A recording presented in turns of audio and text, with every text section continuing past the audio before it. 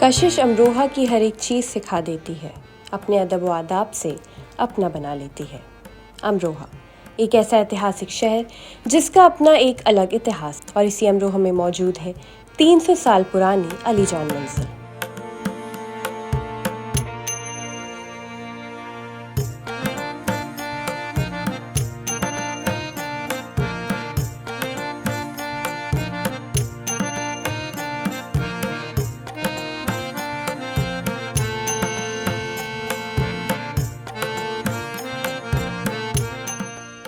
ये मंजिल ने आज़ादी से लेकर अब तक का वक्त देखा है। यहाँ की हर दीवार में कुछ न कुछ याद छुपी है। नसीरुद्दीन शाह की कारवां भी यही शूट हुई थी, और इस मंजिल के बारे में आज हमें इस मंजिल से जुड़े ही एक शख्स यहाँ की कहानी सुनाने जा रहे हैं, उवैस अमरोही साहब। तो चलिए लेकर चलते हैं आपको इस मंजिल की कहानी सुनाने।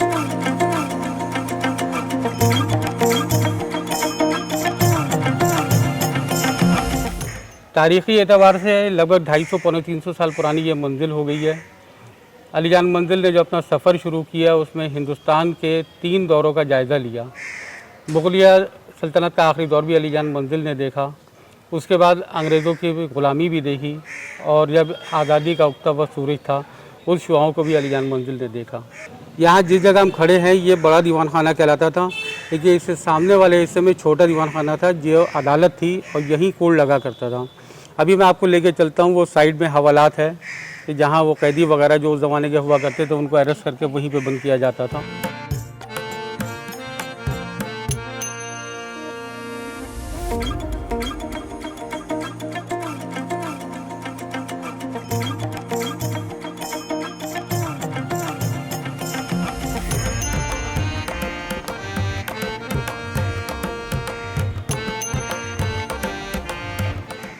ये लगभग 54 बीघे में थी अलीजान मंजिल। उसके बाद जब हिंदुस्तान और पाकिस्तान का बंटवारा हुआ तो 14 बीघे जो है वो कस्टोडियन में आन के जो लोग पाकिस्तान माइग्रेट कर गए थे वो कट गई, लेकिन आज भी ये 40 बीघे में ये सब मौजूद है। यह है वो हवालात, जब यहाँ कोर्ट लगता था तो कैदी यहाँ बंद होते थे। मैं आपसे ये पूछना चाहूँगी कि कैसे आपने इसे अभी तक 300 सालों से इस पूरी मंजिल, पूरी हवेली को मैनेज कर रखा है। जैसे अगर हम हवालात की बात करें तो इसे आपने कैसे मैनेज कर रखा है? ये एक अच्छा सवाल है, और जाहिर है कि ये आने वाली नस्लों के लिए भी है, हमारी भी और सबकी, कि अपने आबा व अजदाद की चीज़ों को, उनकी जगहों को किस तरह महफूज रखें। हमारे औलादों की दिलचस्पी होनी चाहिए कि हम अपने बुज़ुर्गों की निशानियों को, उन इमारतों को, उन जगहों को कैसे महफूज रखें। इसमें सबसे बड़ा जो हिस्सा है वो मेरे वालिदैन का, मेरे बहन भाइयों का। वालिदैन ने हमेशा इसको संभाला। मेरे फादर जो हैं वो दिल्ली यूनिवर्सिटी में लाइब्रेरी इंचार्ज थे, हिस्टोरियन थे वो मशहूर। मेरी वालदा यहीं रहती थी, लेकिन उनका ये शौक़ था कि उनको जो विरासत में जो ये इमारत, जो बिल्डिंग जो मिलती चली आई, इनको किस तरह से महफूज रखना है। बहुत सी माशी परेशानियाँ आई, ज़िंदगी के नशे व फराज आए, उसको उन्होंने बर्दाश्त किया, लेकिन इन चीज़ों को महफूज रखा। और मेरे बहन भाई जो अब अमरोहा से बाहर हैं, लेकिन उन्होंने ये सारी जिम्मेदारी मेरे ऊपर छोड़ रखी है कि मैं इन चीज़ों को महफूज रखूँ। आज मेरा पैगाम अपनी औलादों के लिए है कि आज हम इस चीज़ को महफूज छोड़ के जा रहे हैं, कल तुम अपनी औलादों के लिए महफूज छोड़ना। तो ये आपकी कौन सी पीढ़ी है जो इस हवेली की अब तक हिफाजत कर रही है? अलीजान साहब से अब तक ये 5वीं पीढ़ी है, और आगे भी आप चाहेंगे कि आपकी जो आने वाली पीढ़ी है वो बिल्कुल इसका चाहेंगे कि वो इसे महफूज रखें, क्योंकि यह हमारी तारीख़ है, यह हमारा तारुफ़ है। अलीजान मंजिल को देखने के बाद फिर किसी तारुफ़ की ज़रूरत नहीं रह जाती। ये छोटा दीवान खाना कहलाता था। पहले ये होता था कि एक आम बैठक हुई, वो बड़ा दीवान खाना जहाँ लोग रोज़ाना लोगों की नशस्त होती थी, लोग आते थे, बैठते थे। लेकिन ये वो जगह होती थी जो मखसूस जगह होती थी कि जहाँ मुख्तलिफ़ किस्म के मशवरे करने हैं, कोई राय करनी है या उनके ठहरने का इंतज़ाम करना है, तो ये छोटा दीवान खाना। लेकिन बाद में जब वो ऑनरी मजिस्ट्रेट बने तो यही कोर्ट बना, तो यहाँ अदालत लगती थी, और वो सामने मर्दाना रहता था, ये हवालात रहती थी। अब मौजूदा वक्त में नक्शा चेंज हो गया कि हमने इसमें रिहाइश इख्तियार कर ली है। देखिए इसके ऊपर जो है लाइब्रेरी है, जो मैं अभी आपको दिखाता हूँ, जो मेरे आबा व अजदाद का किताबी ज़ख़ीरा है।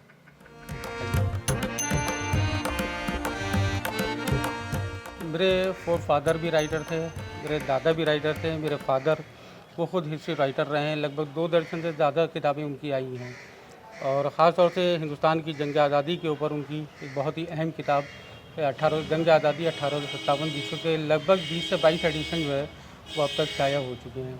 तो जाहिर है कि फादर दर फादर सभी राइटर थे, सबका एक शौक़ था।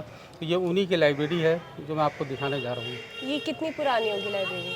इसको भी लगभग कई सौ साल तो हो गए, और 200 तब से साल आपने इसे आज तक महफूज रखा रखे है। हुए हैं। तो इसमें जो किताबें हैं वो तब से ही रखी हुई हैं, फिर आप इसमें ऐड भी करते रहते इजाफा हैं? होता रहा उनमें, लेकिन जब से ही वो किताबें रखी हुई हैं और उस वक्त के कलमी नुस्खे जो हाथ से लिखे जाते थे वो तक इसमें यहाँ पे महफूज हैं। जो मेरे जद्द आला हज़रत शाहबंद साहब रहमतुल्लाह अलैह जिनके हम औलाद में हैं, उनको जब वो अमरोहा तशरीफ़ लाए और उस वक्त अकबर का दौर था, अकबर बादशाह का, तो वहाँ 600 बीघे ज़मीन थी। वो फरमान भी आज मौजूद है, आज तक यहाँ पे एज इट इज़ बिल्कुल। ठीक है, चलते हैं। आगे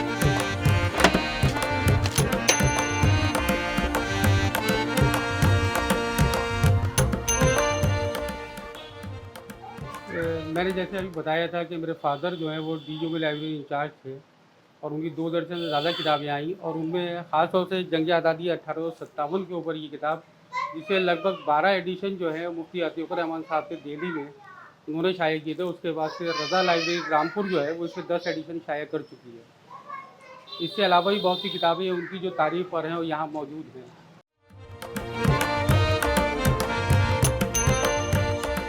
ये लाइब्रेरी का वो कीमती ज़ख़ीरा है जो अब लगभग बहुत सी लाइब्रेरियों में नायाब हो चुका है। ये कलमी किताबें हैं जिस पर प्रिंटिंग प्रेस नहीं हुआ करती थी, इस वक्त जो है तो ख़त्ताती नहीं होती थी, लेकिन वो अपने हाथ से लिख के इनको महफूज कर दिया करते थे। हमारे फरीदी है ये जी, फ़ारसी की ही किताब है, क्योंकि उर्दू का तो रिवाज बहुत बाद में आया है, पहले तो सब फ़ारसी का होता था। तो ये फ़ारसी का ही ज़ख़ीरा है। ये हज़रत बाबा फ़रीद गंजी शकर रहमतुल्लाह अलैह की औलाद का पूरा इसमें ज़िक्र है। ये नाम है जवाहर फ़रीदी। ये भी सब जो है हाथ से लिखी हुई है। ये कितने साल पुरानी होगी किताब? लगभग 300 साल से तो ऊपर की है। अब जो हम आए हैं ये दराने मकान में आए हैं। ये अलीजान मंजिल का लगभग 300 साल से भी ज़्यादा पुराना मकान है। ये वो मकान है कि जहाँ पे अलीजान मंजिल जिनके नाम से ये कैंपस है वो इसी मकान में पैदा हुए थे। उनके बेटे, मेरे दादा, परदादा, मेरे वालिद और हम खुद इसी मकान में पैदा हुए। लेकिन ये पहले दरवाज़ों का हिसाब होता था कि जो ज़नाने घर होते थे उसका इस तरह से शेड रहता था कि बीच में आ गया तो अगर कोई आया है तो उसे अंदर का नज़र नहीं आता था। वो यहाँ से नॉक करेगा, यहाँ से बुलाएगा तो उसे घर का नज़र नहीं आना है।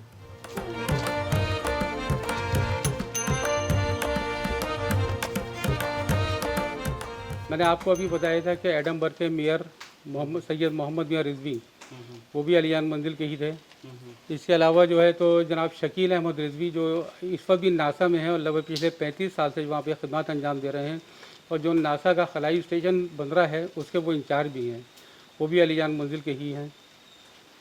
आप उसके बाद में आइए तो मौलाना अहमद हसन मुहद्दिस अमरोवी, नवाब इक़ारुल मुल्क, सर सैयद रहमतुल्लाह अलैह, ये लोग इन सब का ताल्लुक़ और जो इन्होंने यूनिवर्सिटीज़ की जो एक स्कीम तैयार की वो भी यहाँ से तैयार की उन्होंने बैठकर। इससे जो एक अहम पहलू है वो ये है कि अलीजान मंजिल की प्रॉपर्टी से मुतालिक एक केस चला और जिस वक्त लंदन में प्रीवी काउंसिल हुआ करता था, सुप्रीम कोर्ट यहाँ नहीं था, तो हिंदुस्तान का सबसे पहला केस जो प्रीवी काउंसिल लंदन गया था वो अलीजान मंजिल का था और उसमें पंडित मोतीलाल नेहरू जो हैं वो हमारे वकील थे अलीजान मंजिल के। ये 300 साल के करीब पुराना है और इसकी इतनी तारीख़ी हैसियत को देखते हुए और इतना पुराने मकान देखते हुए फिल्म इंडस्ट्री भी इस तरफ मुतवज्जो हुई और सबसे पहले यहाँ पे नसीरुद्दीन शाह की फिल्म कारवां बनी, किट्टू गिलवानी की शैडोज़ इन द डार्क, और शैडोज़ इन द डार्क जो है वो 3 लैंग्वेज में उसको ट्रांसलेट किया गया और वर्ल्ड में सेकंड आर्ट मूवी का प्राइज़ उसको मिला।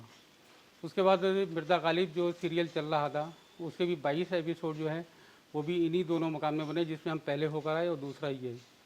अभी हाल ही में हॉलीवुड ने एक फ़िल्म बनाई है शहीद उधम सिंह के ऊपर, उसकी भी पूरी शूटिंग जो है वो यहीं हुई है अलीजान मंजिल में। अंगारवादी फिल्म जो आई थी उसकी शूटिंग भी अलीजान मंजिल हुई। इसके अलावा बहुत सी रेडीमेड कंपनीज़ हैं कि जो अपने एपिसोड यहाँ तैयार करती हैं।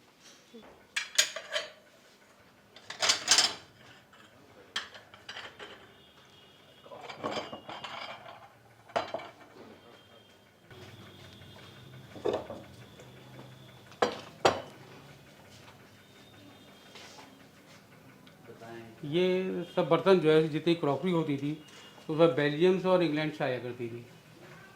तो ये वही बेल्जियम मेड हैं। ये लगभग ये भी 250-300 साल पुरानी ये सब चीज़ें हैं।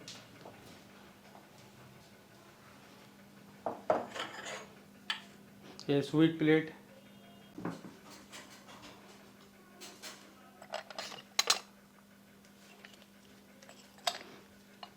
ये भी जभी की यादगार है बच्चों के ये खिलौने। ये वो झाड़ और फानूस जो डेकोरेशन के लिए इस्तेमाल होते थे उस ज़माने में, जिसको क्षमादान भी कहा जाता है। इसके बीच में जो है मोमबत्ती रख के जलाई जाती थी, जिससे इसकी खूबसूरती दोबारा हो जाती थी। लेकिन अब हमने इसे ना लगा के इसे महफूज कर दिया है कि इस्तेमाल करने में कहीं ऐसा ना हो कि टूट जाए और हमारी निशानियाँ ख़त्म हो जाएँ।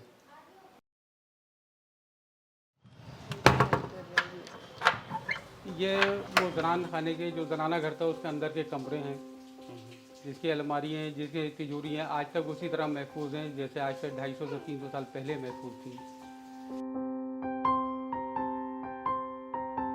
अलीजान मंजिल को लेके महसूस करना तो ये है कि ये तो हमारी पैदाइश का मुकाम है।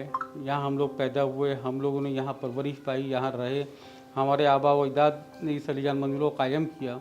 तो जाहिर सी बात है कि इससे जो हमारा एक जज्बाती ताल्लुक़ है, जो दिली मोहब्बत है, वो ये है कि हम कभी भी अलीजान मंजिल को नहीं छोड़ सकते।